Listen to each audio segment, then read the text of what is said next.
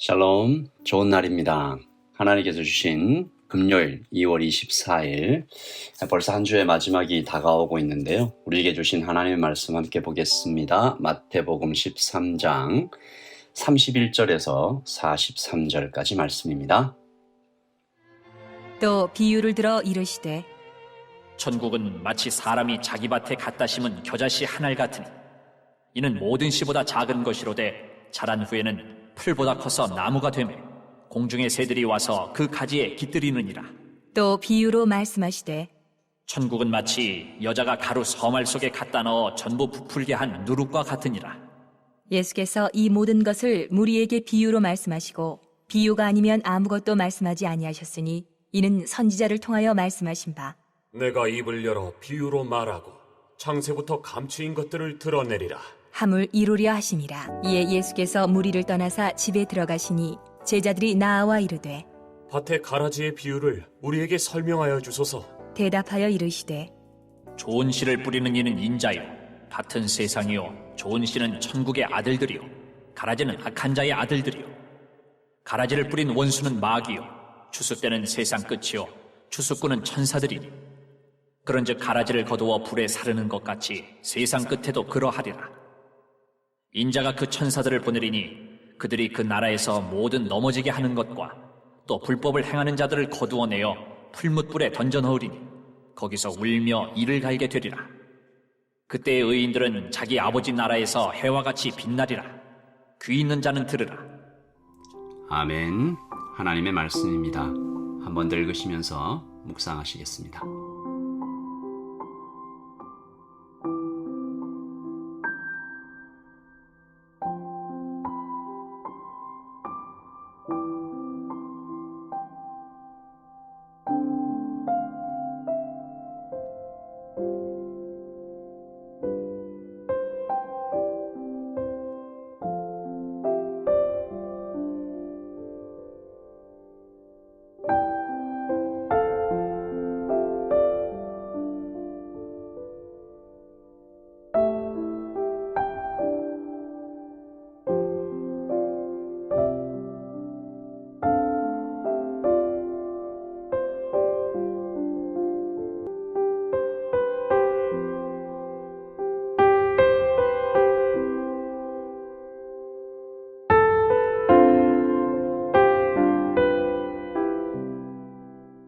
우리 이번 주 계속 천국에 대한 비유로 하나님께서 우리 주님께서 말씀하시는 거 듣고 있는데요. 13장에 기록된 천국의 비유에 좀 공통점이 하나 있죠. 모두 씨앗과 관계가 있습니다. 4가지 밭에 뿌려진 씨앗 비유가 있었고 또 가라지와 좋은 씨 그런 비유가 있었고 오늘은 아주 작은 씨앗에 대해서 겨자씨에 대한 비유입니다. 이 말씀에 사실 몇 가지 오해와 또 여러 가지 좀 이 논란이 좀 있는데요. 첫째, 겨자씨는 모든 씨보다 가장 작다 하셨는데 32절에요. 이는 모든 씨보다 작은 것이로되 했는데 사실 가장 작은 씨가 아닙니다. 세계에서도 가장 작은 씨 아니고 심지어 팔레스타인에도 더 작은 씨앗들이 있었어요. 그리고 둘째, 32절을 다시 읽을게요. 이는 모든 씨보다 작은 것이로되 자란 후에는 풀보다 커서 나무가 되매 공중의 새들이 와서 그 가지에 깃들이느니라. 그러니까 이 말씀만 보면 막 어마어마한 큰 나무로 자라는 것처럼 생각이 될 수 있는데 이 겨자 사실 나무가 아니고 풀이거든요. 자라도 그렇게 크지 않습니다. 최고로 크게 자라도 대략 한 2m 정도. 그러니까 어떤 사람이 사실 뭐 성경이 과학이 아니다, 뭐 다 틀렸다, 말씀이 잘못됐다, 뭐 이런 얘기들 하는데 사실 정말 그런 것일까? 주님께 정보가 부족해서 잘 모르셨던 것일까? 아닙니다. 성경은 과학적 사실이나 이 식물학의 정보를 주기 위해서 기록된 것이 아니잖아요. 성경은 영혼을 구하기 위해서 기록된 것입니다. 그러니까 주님은 모든 사람들이 알아들을 만한 당시에 잘 쓰는 어떤 표현을 사용하신 것이죠. 당시 유대인들이 겨자씨라는 단어를 들을 때는 아주 작은 어떤 것 이게 이제 딱 떠오르는 겁니다.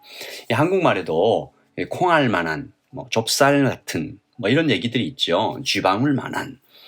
이 콩알이 가장 작은 알 아닙니다. 주위에서 흔히 볼 수 있는 작은 것이기 때문에 이제 사용된 것이고, 그러니까 이 겨자씨 비유는 아주 작은 것이 눈에 확 띌 만큼 크게 자란다라는 이것을 좀 강조하신 것이죠.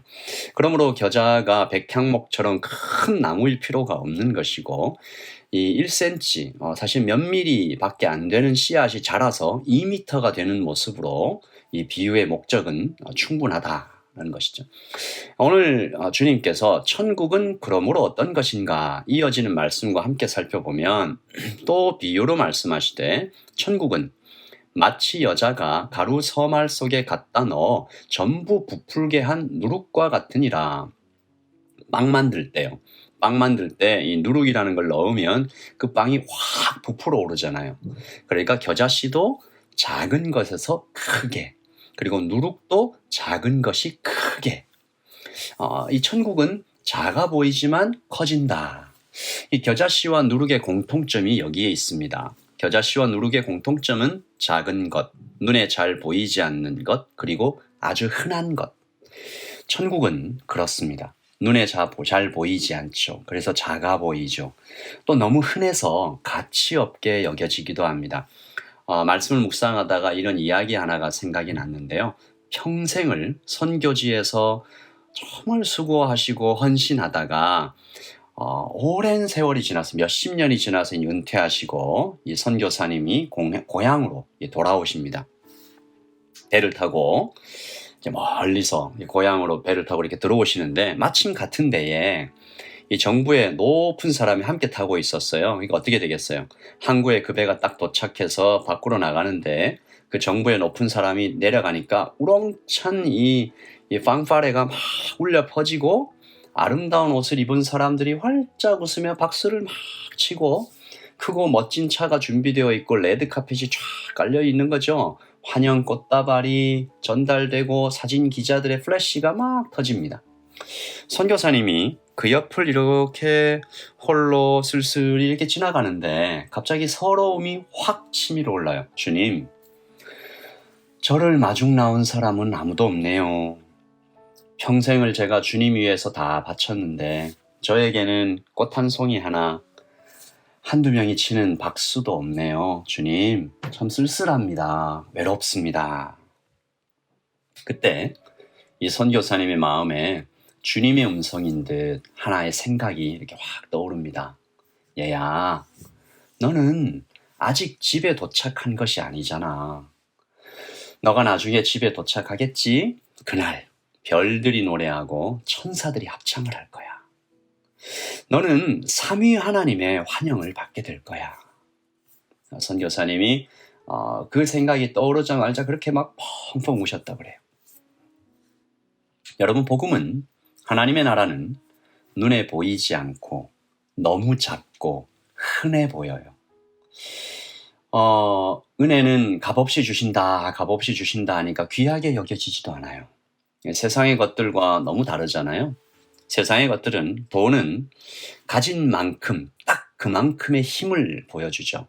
1000불, 10,000불, 100,000불, 100,000불 이렇게 단위가 늘어날수록 눈에 너무 잘 보이고 많을수록 귀하고 강력하죠. 세상의 거의 모든 것들이 다 그렇습니다. 권력, 능력, 인기, 학력, 외모 너무 눈에 잘 보이죠. 눈에 보이는 만큼 딱 그만큼의 힘을 가지고 있죠. 그래서 천국은 이 땅에서 종종 무시당하기 쉽습니다. 제가 수년 전에 베이 오브 아일랜드의 청년들을 데리고 전도 여행을 다녀온 적이 있는데요. 그때 참 너무 좋은 기억들, 그리고 마음에 새겨진 이야기들이 참 많은데 그중에 특히 하나의 기억이 선명해요. 청년들을 데리고 한두 명과 함께 이제 도어 투 도어 이렇게 전도를 가는데 아주 크고 화려한 집이었습니다. 그 마당에는 비싸 보이는 반짝반짝하는 큰 요트가 있었고 주인은 2층인지 3층인지 기억이 안 나는데 저희들이 노크를 딱 하니까 와인잔을 들고 이렇게 딱 나타났습니다. 저희가 얘기했죠. 좋은 소식을 전하러 왔다. 예수님 정말 좋은 분이다. 좀 소개해드리고 싶다. 라고 말하는데 그분이 거절을 하시는 그 표정에서 너무 분명하게 읽혀지는 하나의 메시지가 있었습니다. 물론 뭐 제가 착각할 수도 있는데 그분의 표정에서 이런 메시지가 읽혀지는 거예요. 지금 나보다 너희가 더 행복해? 네가 가진 것보다 내 것이 훨씬 좋지 않아? 내가 너한테 무슨 좋은 소식을 들을 게 있어? 이런 좀 느낌을 받은 기억이 있어요. 여러분, 복음은 잘 보이지 않습니다. 천국은 감추어져 있어요. 그래서 찾는 사람이 적어요. 좁은 길이에요. 심지어 험하기까지 해요. 천국으로 향하는 길에 주님께서 준비해 두신 훈련 코스가 있어요. 훈련이 힘들죠. 그러나 큰 유익이 있습니다. 주일에 나누었던 말씀처럼 주님께서 함께 지고 가시는 멍에는 쉽고 가볍습니다. 원래 내가 지고 가야 할 짐이었는데 주님께서 다 지고 우리와 함께 걸어주시는 그 하루하루를 우리가 살아가고 있는 것이죠. 오늘도 주님께 우리가 기도하십시다. 주님, 눈을 열어주세요. 마음을 열어주세요. 귀를 열어주세요.